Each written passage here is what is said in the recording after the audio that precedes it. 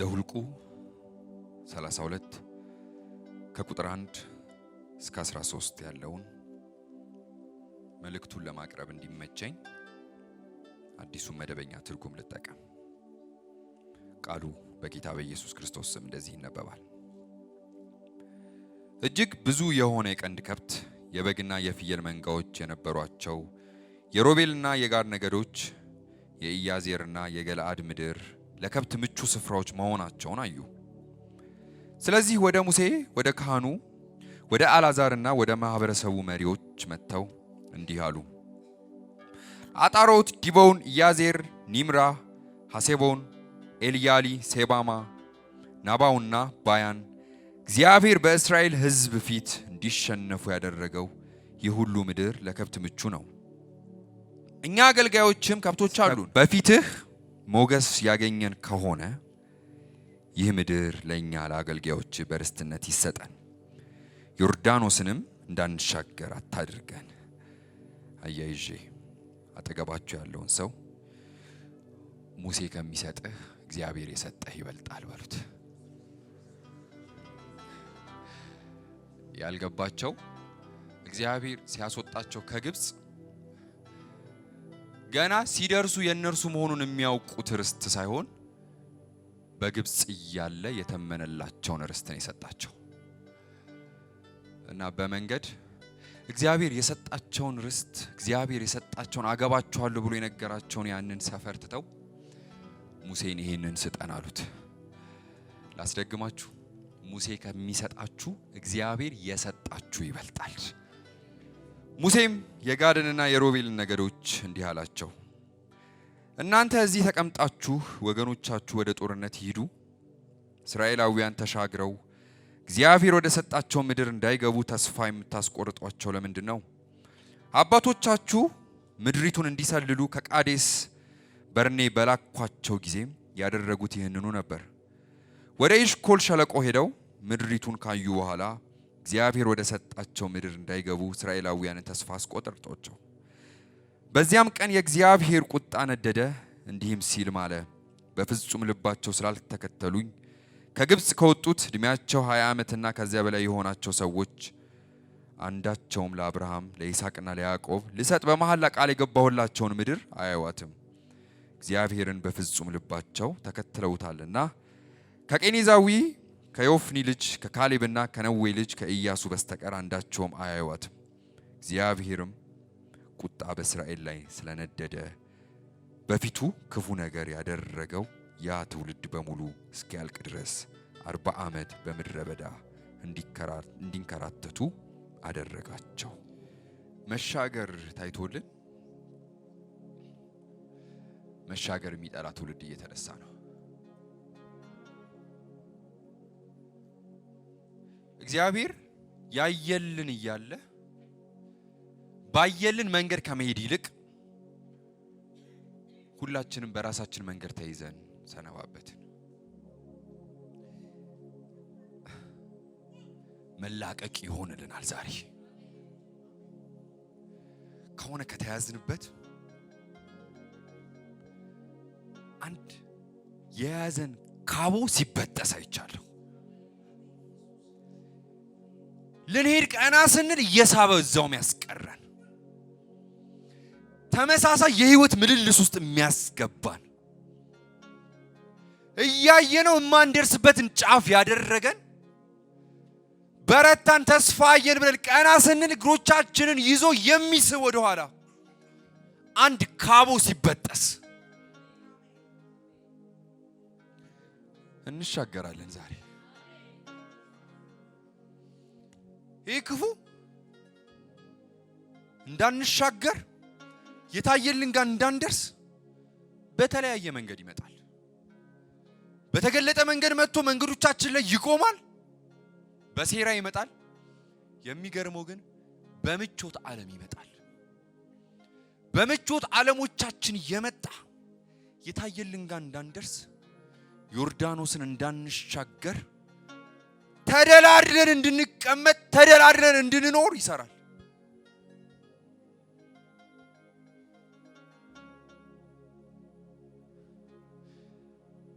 እየሰጠ የሚገድል እንዳለ ታውቃላችሁ? ጥያቄዎቻችንን እየመለሰ እንዳንሻገር የሚያደርግ እጅ አለ። መሻቶቻችንን እየፈጸመ ከልባችን ጋር ያስታረቀ የሚገድል አለ። እስራኤላውያን ግብጽ እያሉ ለእነርሱ የትንቢት ቃል ቢነገራቸው አምላካቸው ያሰበው ገና ከአብርሃም ጋር በንግግር በነበረበት ጊዜ ገና ጠዋት ላይ መሻገርን ያየላቸው ገና በጠዋቶቻቸው ላይ ግብጽ ሳይገቡ ለአብርሃም ለኪዳኑ አባት ገና የተናገራቸው ነበር። ከነዓንን አብርሃም ጋር ነው ያየላቸው። የፈርዖን እጅ በበረታባቸው ጊዜ የአምላክ አስቧቸው ሲመጣ እንዲህ አላቸው፣ ለአብርሃም ለይስሐቅ ደግሞም ለያዕቆብ የገባሁትን ኪዳን አሰብኩ በማለት እንዴት መሻገርን እንዳየላቸው እንዴት ከነዓንን እንደነገራቸው ከግብጽ ሳይወጡ አሳውቆ ያስወጣቸው የመንገዶቻቸው መሃል ላይ ያላሳወቃቸው ገና በግብጽ እያሉ አንድ የፈርዖን እጅ በርትቶባቸው ይህ አምላክ ግን የበረታባቸው እጅ ባለበት መሻገርን አየላቸው።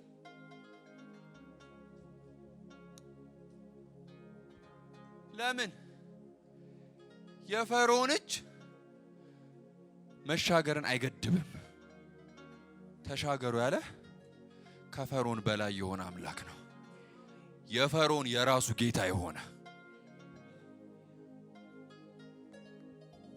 ሲወጡ ገና መንገዶቻቸው ላይ ትሻገራላችሁ አላላቸው። መሻገርን አይቶላቸው አስወጣቸው እንጂ።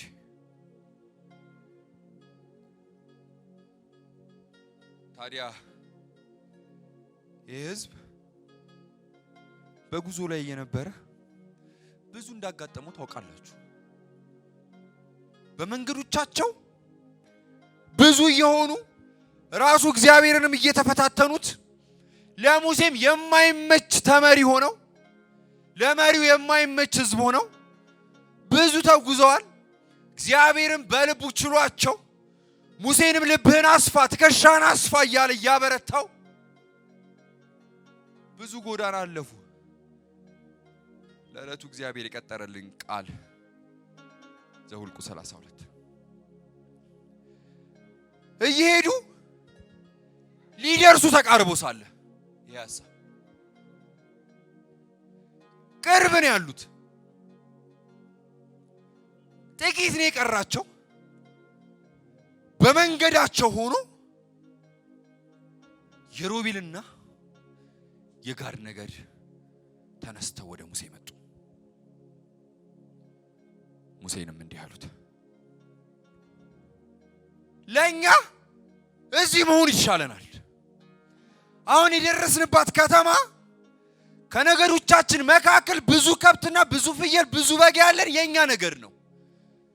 አሁን የደረስንባት ከተማ ለከብቶቻችን ለበግ ለፍየሎቻችን ምቹ ናት። ስለዚህ መሻገር ይቅርብን አሉ። ዙሪያችንን ስናያት እንድናልፍባት የተሰጠችን እቺ ምድር እንዲኖሩባት አልተሰጠቻቸው። እንድናልፍባት የተሰጠችን እቺ ምድር ተመቸችን ስናያት አይናችን ላይ ገባች። ካሉን ከብቶች ብዛት ካሉን ፍየልና በጎች ምቹ ናት ስናያት ቃል በቃል ትርጉሙ ላይ። ስለዚህ ሙሴ ሆይ ስጠን አንተ እቺ ምድር ለኛ ምቹ ናት እና ይቅርብን መሻገር። መጀመሪያ ላይ ያስባልኳችሁ ቃል እግዚአብሔር ካየልን ከነዓን ይልቅ እቺ ተመቸችን። ማለፊያ እንዴት ይመቻል? መኖሪያ አይቶልህ ማለፊያ እንዴት ይመቸኛል ይባላል። ዘላለም ተውቦልህ እምትቀር ያንተ ያልሆነችው አምላክ ያንተ ናት ብሎ ያልሰጠህን ርስት እንዴት ለኔ ትሁን ትላለህ? ይቅርብን መሻገር አሉ። እንዲሻገሩ ታይቶላቸው ወጣው። ከምንሻገር ዮርዳኖስን እዚሁ እንቅር። እቺ ለኛ ምቹ ናት። ምቾት ወገኖቼ መሻገር ነው። ምቾት አምላክ ያየልን ነው።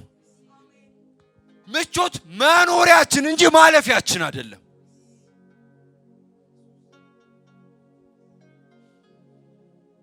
ሙሴ እንዲህ አላቸው፣ እግዚአብሔር እስራኤላውያንን ከግብጽ ሲያስወጣቸው መሻገርን ያየላቸው ርስት አለ። ከግብጽ ገና ይሄ ህዝብ ሲወጣ እንዲሻገር የተጠራ ህዝብ ነው። በግብጽ ብቻ ሳይሆን በሚያልፍበት ጎዳና መንገድ እንዳይቀር የሚያልፍበት የሱ ላይ ሆን አምላክ ያየለት ያ የርሱ ተሆኖ እንዲሻገር የተጠራ ህዝብ ነው።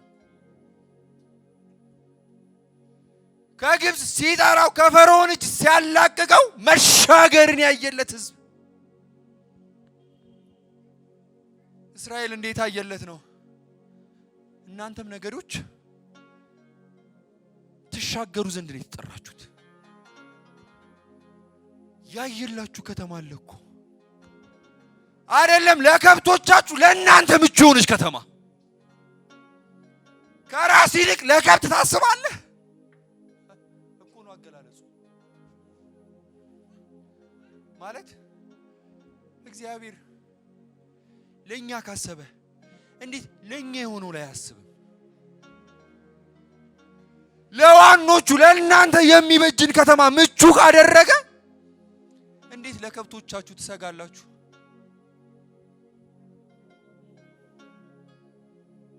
ይህ ህዝብ እንዲሻገር ነው የተጠራው። ከእስራኤል ነገድ ውስጥ ደግሞ ሮቤልና ጋድ አንተም ትሻገር ዘንድ ነው የተጠራው። እንዴት መሻገር ትጠላለህ ነው? ይልቁንስ በዚህ ሐሳብ የቀሩትን ነገዶች ተስፋ አታስቆርጧቸው። ማለት ያ የቀረው እስራኤል ተስፋ እያየ ነበር እየሄደ ያለው። ብዙ የኋላ ታሪክ ገድሎ ቢመጣም ቀርበዋልና አንድ ተስፋ እየታያችሁ ደርሰዋል።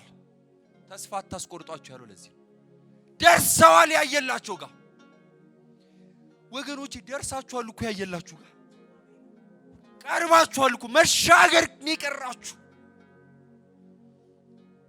እባካችሁን አለ ሙሴ ተስፋ አታስቆርጧቸው። አያይዤ እንደ ታናሽ ወንድም ልመርቃችሁ፣ መንገዳችሁ ላይ ተስፋ የሚያስቆርጡ ገለል ይበሉላችሁ። እንዳትሻገሩ የሚይዟችሁ ተስፋ የሚያስቆርጡ ራሳቸው መሻገር የጣሉ ከህይወቶቻችሁ ገለል ይበሉላችሁ። ተስፋ አታስቆርጡት። ይህን ህዝብ ለመሻገር አይቷል። ጥቂት እንደቀረው ተረድቷል። ይህ ህዝብ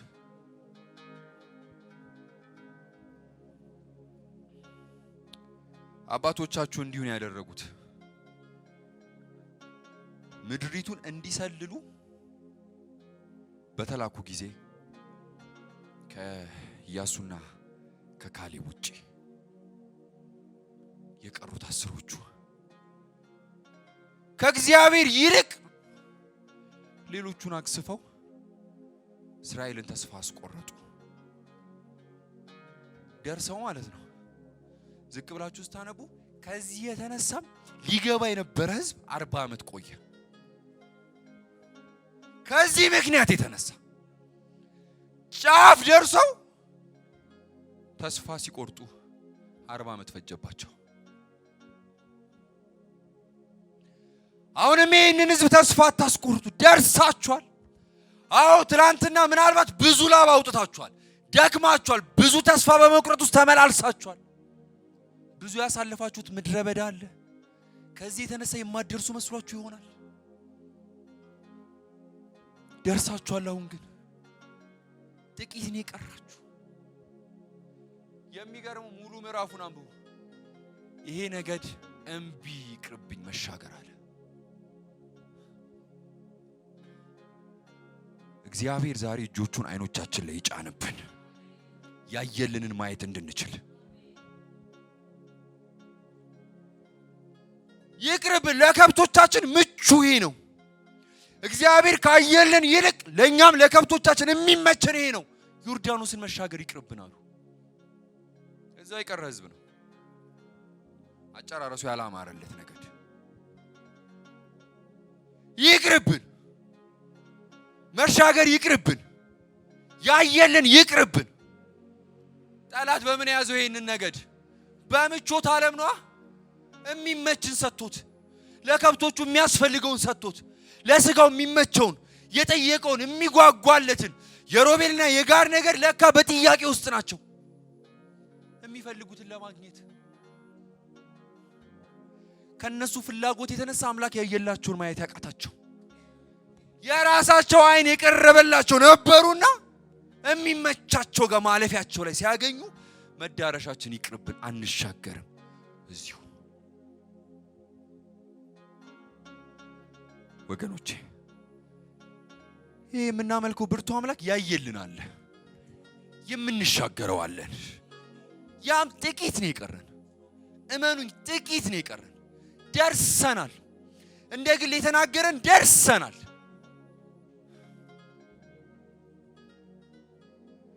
ቀርበናል። ተስፋ እንዳትቆርጡ። ታዲያ ጥቂት መሆኑን ጠላት ስለሚያውቅ የቀረን አጭር እንደሆነ ስለሚረዳ ባገኘው አጋጣሚ እንዳንሻገር ይተጋል።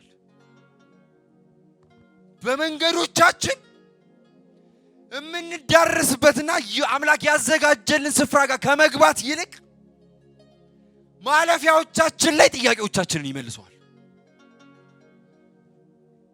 ልሰማ በደንብ አሁን በምናልፍበት ጎዳናዎቻችን ላይ ከምድረ በዳው የተነሳ ጥያቄዎቻችንን እየመለሰ እንዳንሻገር ያደርጋል። እግዚአብሔር ብቻ ጥያቄ አይመልስም፣ ጠላትም እየመለሰ ያስቀራል። ሁሉ የተከፈተ በር ከእግዚአብሔር አይደለም። ሁሉ መልስም ከእግዚአብሔር አይደለም። መሻቶቻችንን ፍላጎቶቻችንን እየሰጠ ማለፊያዎቻችን ላይ ያስቀረናል። ከጥሪም ጭምር ያጎድለናል። የታየልን እያለ የታየልን ጋር እንዳንደርስ ዮርዳኖስን ያከብድብናል። መሻገርን ሩቅ አድርጎ ይሰብከናል። ይሄ ነገድ ሩቅ ሆኖ ታየው መሻገር። ከእንግዲህ በከብትና በፍየል ከባረከን አይቀር ስፍራ የሆነን ዘንድ እግዚአብሔር ካየልን ይልቅ ይሄ ተመቸን ብለው በመንገድ እንደቀሩ ስኬት ለኛ የታየልን ጋር መድረስ።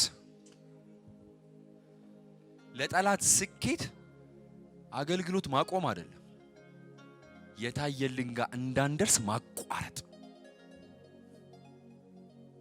ለጠላት ስኬቱ ይሄ ነው።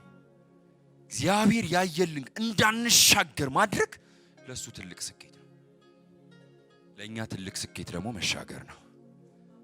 እመኑኝ እንሻገራለን። የያዘንን በጥሰን እንወጣለን። መሻገርን የታየልን መድረስን የታየልን የተዘጋጀችልን ከተማ አለች። በዚች ምድር ስንኖርም ያየልን አለ። አይገርም? በእኛ ሊያደርግ የፈለገው አለ፣ በእኛ ሊፈጽም።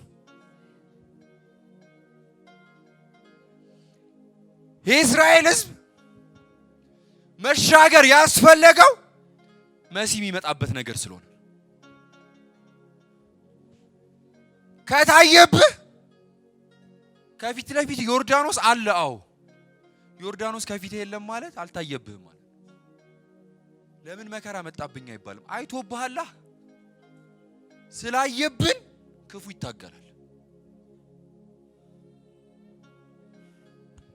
ዮርዳኖስ መጣ ማለት ግን እንቆማለን ማለት አይደለም። ዮርዳኖስ እንዳለ ያወቀ ይህ አምላክ ከግብጽ ምድር የጠራውን ሕዝብ ትሻገራለህ አለው። ዮርዳኖስ ይገድበዋል እንዴ? ለኛ እንጂ የሚከፈል ያልመሰለን ለአምላክ እኮ ዮርዳኖስ እንደ ደረቅ ምድር ነው። ይናገር እንጂ መሻገር ነው። እንደው ብርቱ ሰው አለ እሻገራለሁ ብሎ የሚጮህ። አትያዙም፣ አትያዙም። በእውነት ትሻገራላችሁ። መጣስን ትጥሳላችሁ። አለ አይታየላችሁ። በተገለጠም ቢመጣ ጠላት በምቾትም ቢመጣ አንያዝም። ለኛ ምቾት መሻገር ነው። ነቃንበት ዛሬ በዚህ ቃል በኩል። ኧረ ተዋለ ሙሴ አባቶቻችሁን እኮ የአምላክ ተቆጣባቸው፣ አዝኖባቸዋል እኮ። ተው እንዳያዝንባችሁ።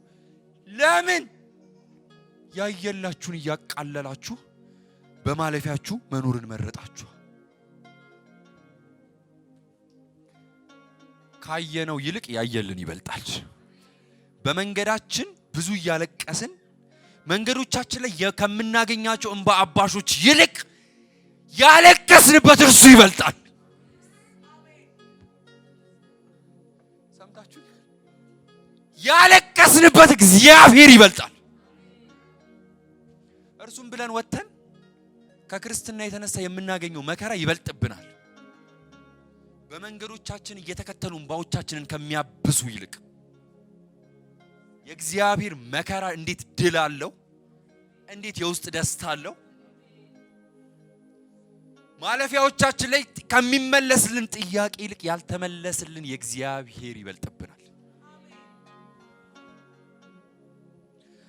ማለፊያችን ላይ አንቀርም፣ የታየልን አለ። ነውጥ ቢነሳ እንሻገራለን። ማዕበል ቢመጣ እንሻገራለን። አንዳች ሊያስቆመን በየትኛውም ልክ ጠላት ቢመጣ አረ እንሻገራለን። ለምን? ፈልገን ወጣን እንዴ? አይቶልን ወጣን እንጂ። ፈልገን መጣን ጠርቶን እንጂ።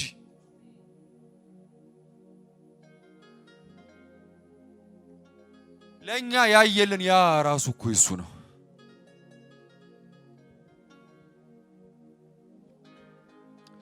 መንገድ ሊያስቀር ጥያቄን እየመለሰም ያስቀራል። ምቾት ሰጥቶ ለአይንስና የሚያምር የሚማርክ አስመስሎ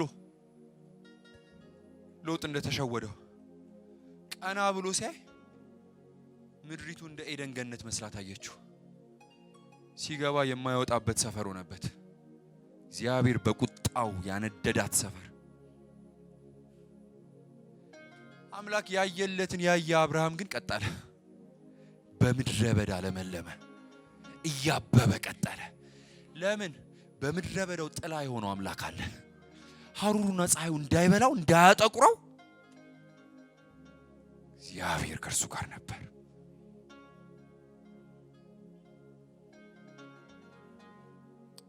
ሁለት ሐሳብ አንስቼ ጨርሳለሁ።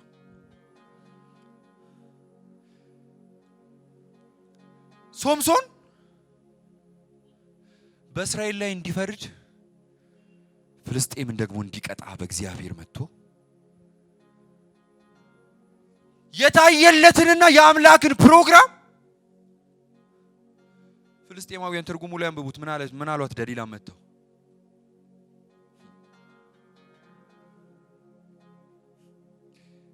በቁጥጥራችን ስር የሚል ቃል አለ ትርጉሙ ላይ መሳፍንት 16 በቁጥጥራችን ስር እንዲውል አባቢው አሏት። ቃል በቃል ትርጉሙ ላይ አባብለሽ ብርታቱ ምን እንደሆነ አሳውቂን። ምን ብለሽ? አባብለሽ የምቾት ዓለሙን ፈጥረሽለት ማለት ነው። ደስ የሚሰኝበት ነገር እያደረግሽ ወዶሻልና ባንቺ በኩል እስኪ እንሞክረው። እስካሁን ብለን አቃተን። አሁን በምቾት ዓለሙን እንምጣበት እስኪ። ለምን? እንድናቋርጠው ብርታቱን እንድንወስድበት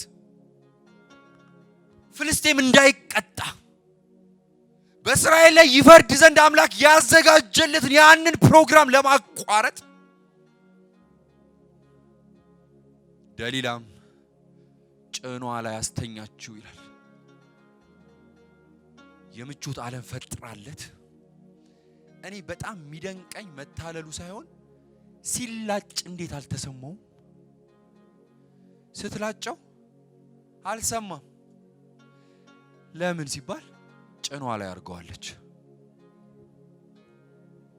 ህይወቱን እስኪጠላ ነዝንዛ ቃል በቃል እጇ አስገባችው። ለምን ይሆን? ፕሮግራም ሊቋረጥ ነው። ሶምሶን እንዳይሻገር ነው። የታየለት ከግብ እንዳይመታ ነው። መጡብ ብላ ቀስቅሳ ነው ያነቃችሁ። ተላጅቶም አልነቃም። መጡብ ስትል እንደ ወትሮ ሊያደርግ ሲሞክር የለም። ድንገት ስንነቃ እንዳናጣው እግዚአብሔር ማንቂያውን ይላክልን። አለ ብሎ ሲነሳ የለም። ያ ብርቱ ሰው ድንጋይ ይዞ እህል መፍጨት ጀመረ። ይሄ የለመድነው ታሪክ ሆነ እንጂ በጣም የሚያም እኮ ነው። ሰማይ ያየለት እያለ የፍልስጤምን ሴት ማግባት ማለፊያ ሆኖ ሳምሶን መኖሪያው አደረገሱ። ከፍልስጤማን ጋር አይደለ ጸብ ይፈልግ ዘንድ እግዚአብሔር ነው ይሄን ያደረገበት እኮ። አንድ ፍልስጤማዊ እንዲወድ ያደረገው እግዚአብሔር ነው፣ ደሊላን ሳይሆን ሌላ የመጀመሪያይቱ አባትና እናቱ እንኳን እስካያስተውሉ ድረስ። ግን ሳምሶን ማለፊያውን መኖሪያው አደረገ፣ ብርታቱ እስኪወሰድበት። ወገኖቼ ማለፊያችሁን መኖሪያችሁ አታድርጉት። በማለፊያው እቺ ደሊላ መታ ምቾት እየሰጠች እህል ፈጪ ያደረገችው ፍልስጤምን ያጠፋ ዘንድ የተጠራ ያ ብርቱ በመካከላቸው ያሳዝነኛል። የሚፈጨውን እህል እንኳን ማየት አይችልም። እህል ይፍጭ ምን ይፍጭ የሚፈጨውን ሳያውቅ አይኖቹን አውጥተውታልና እያደረጉ ጉልበቱን አትቀሩም። መንገድ አትቀሩም። በእውነት ትሻገራላችሁ። ህይወቶቻችሁ ላይ ምንም ይቅጠማችሁ፣ ምንም የሚይዝ ነገር ይምጣ፣ አትቀሩም።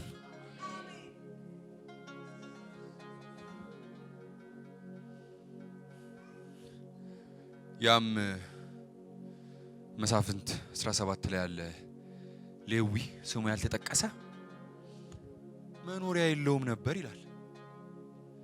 በቤተልሔም ይኖር የነበረ መኖሪያ ከማጣቱ የተነሳ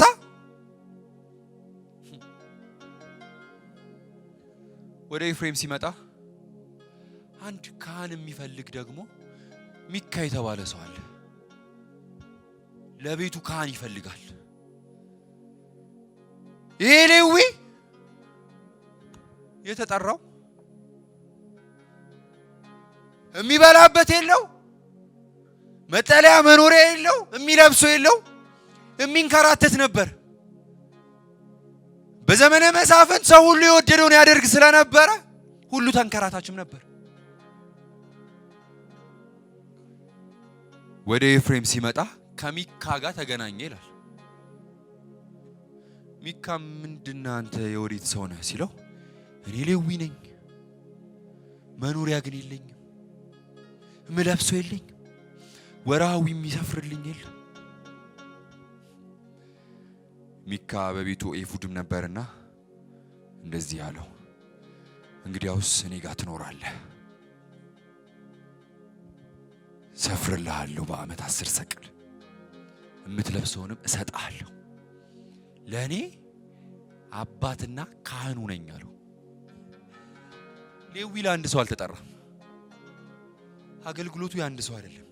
ሚካ ግን ቀድሞ ካህን እየፈለገ ነበርና ይሄን ሌዊ ሲያገኝ በማጣቱ በኩል ጥያቄውን እየመለሰ የራሱ አደረገው። ለነገር ተጠርቶ ቤት እየሰጠ ልብስ እየሰጠ ቀለብ እየሰፈረ የራሱ አደረገው። እንዲህ ያለ ለካ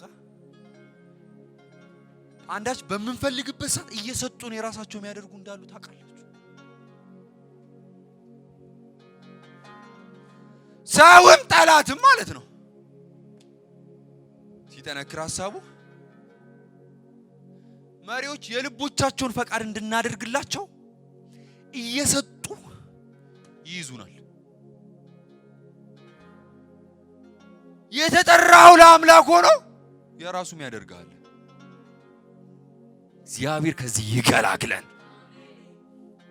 እየሰጠ የራሱ ከሚያደርገን ቀዳዳዎቻችንን እየሸፈነ ለራሱ ከሚያደርገን አንዳች በመንገዳችን የሚያስፈልገንን እየሰጠ ለዓለም ከሚያውለን እግዚአብሔር ይገላግለን።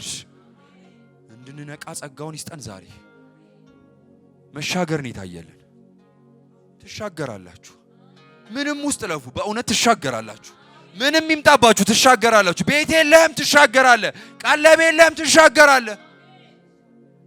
ሌዊ ሲጠራ መኖሪያ አንተ አምላክ ነው ተብሎ ነው የተጠራው። እኔ ነኝ መኖሪያ ነው ያለው እግዚአብሔር። ለሁሉም ነገድ ርስቱ ሲከፋፈል የሌዊ ርስት ግን እግዚአብሔር ሆኖ ነው የተነሳው። ሌዊ በመንገዱ መኖሪያ ቤት ሲያጣ ሰጋና ሚካ ቤት ገባ። የጋድ ነገድ በዛ ሲያልፉ የሚል ቃል አለ 18ኛው ምዕራፍ ላይ ሲያልፉ አንድ ድምጽ ሰሙ። ሚካ ቤት የአንድ ካህን ድምጽ እየቀደሰ ማለት ነው። ሲሰሙ እንዲህ ነው ያሉት፣ አንተ በዚህ ምን ትሰራለህ? ለምን?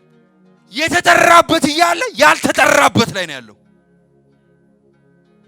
ለነገር ተጠርቶ በአንድ ግል ተያዘ።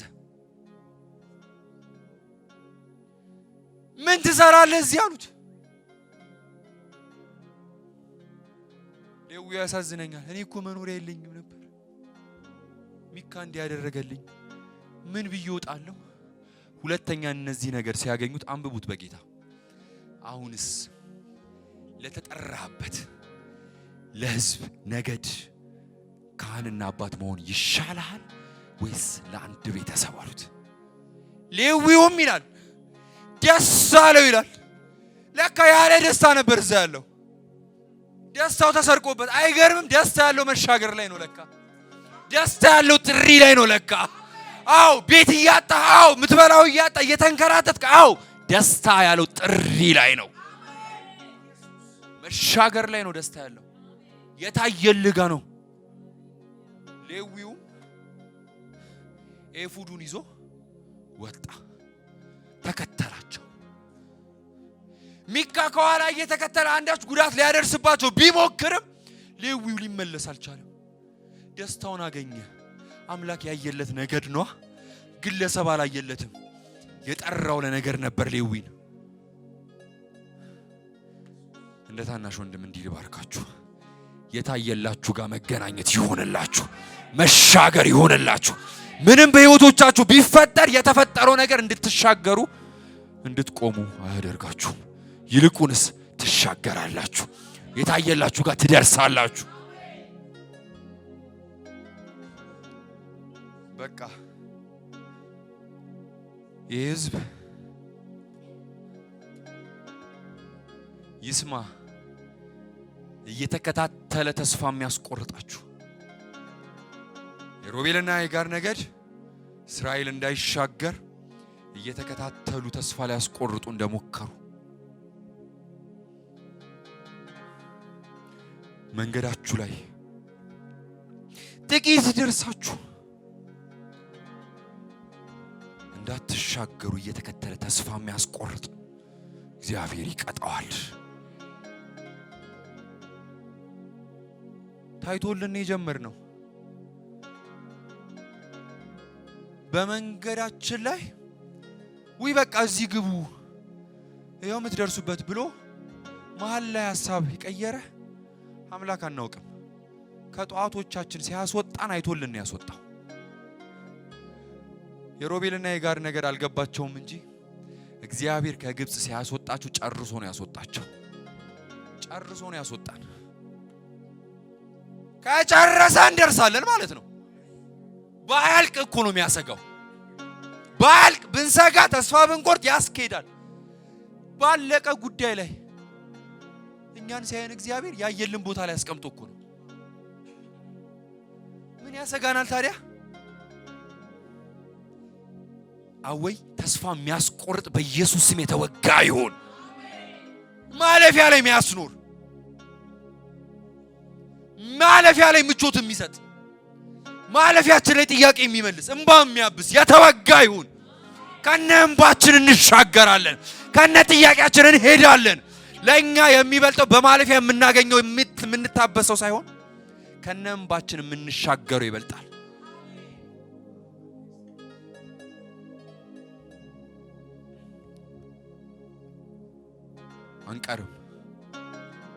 አንቀርም ወገኖች። ዴማስም ይህንን ዓለም ወዶ አይልም ጳውሎስ ሁለተኛ ጢሞቴዎስ ምዕራፍ 4 ዴማስም ይህንን ዓለም ወዶ ትቶኝ ወደ ተሰሎንቄ ሄደ አለ ጳውሎስ። ለምን ወደደ? ተሰሎንቄ አምላክ ያየለት ነው እንዴ? አይደለም። ዴማስ ወደ ተሰሎንቄ ሄደው በእግዚአብሔር ምሪት አይደለም። ለምን? ይህንን ዓለም ስለወደደ ለምቾቱ ሲል ነው ተሰሎንቄ ሄደው። የንግድ ማዕከል ናት። ዴማስ ከወደደው ጋር የሚጣጣምለት ሰፈር ሄደ። የታየለት ግን ከጳውሎስ ጋር እዛው መከራ እንዲቀበል ነበር። ከምን ሄድባት ተሰሎንቄ ይልቅ የታየልን መከራ ይበልጣል። ከነ መከራው መሻገር እዛው እስር ቤት ሆኖ ጳውሎስ ግን እንዲህ አለ፣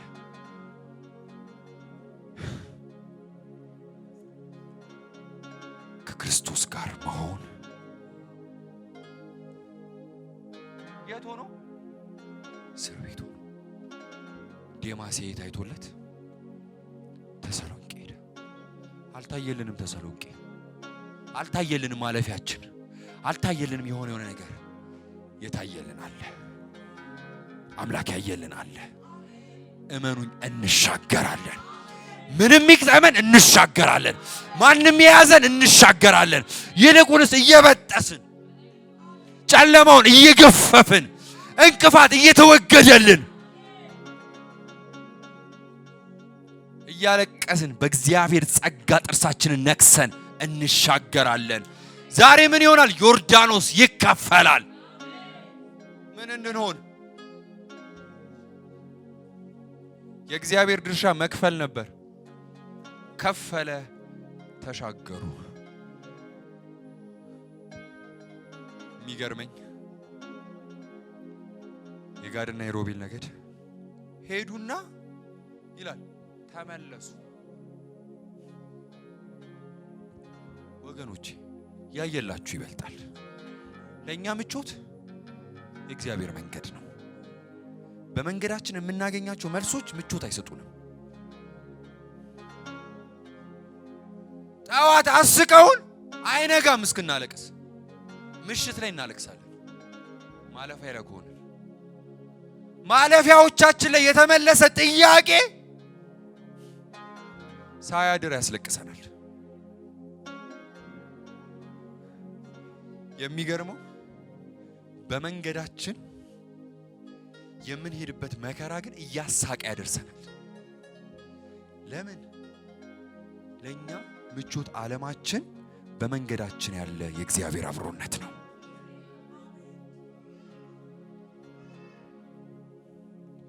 አሁን በዚህ ቃል እውነት እንሻገራለን።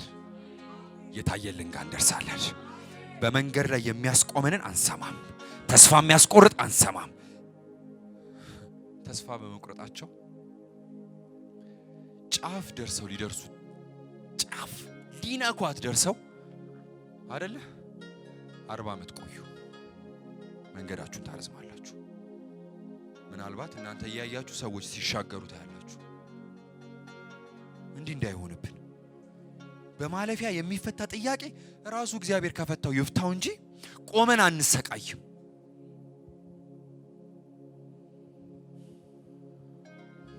የአገልጋይ ከቤቱ ሲወጣ ይላል ሚስቱን በር ላይ ተጠላያት ወድቃ። ቃሉ የሚለው ከቤት የወጣው ሊሄድ ነው፣ አንድ ጉዞ አለበት። ሊተነሳ በር ሲከፍት ሚስቱን ገድለውበታል። ተኝታ መሰለችውና ተነሽ በቃ እንሂድ አላት።